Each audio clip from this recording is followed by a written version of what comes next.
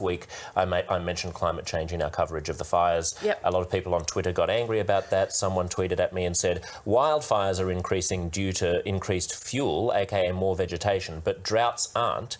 So I went back and I found an academic paper that was linking a global increase in droughts to climate change. This was by Dr. Benjamin Cook, who's a climate scientist at the NASA Goddard Institute.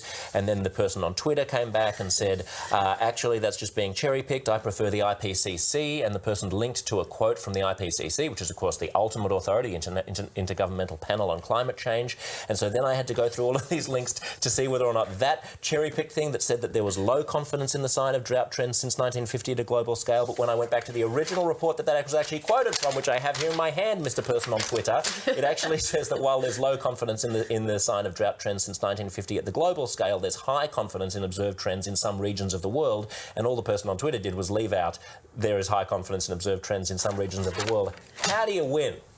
It's exhausting, as you've just stated and shown. It's very difficult to win these arguments, and sometimes with sceptics, you're not going to win. You just need to... Let's call them deniers, shall we? Since scepticism has a good and honourable tradition. Yes, I need to be careful with how I word things. Yeah, it's exhausting. I usually do go back to the IPCC report, and there is a new one due out in the next couple of years. So we need to keep in mind that is, somewhat outdated now, and new evidence is coming into play. But that report is scrutinised and reviewed, intensely by lots of different scientists who contributed to it.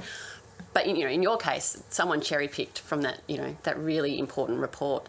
So it's difficult, but we need to keep in mind the long-term trends. So it's very difficult to say this one fire or these sets of fires in New South Wales were just due to climate change. We need to keep in mind the long-term trends and how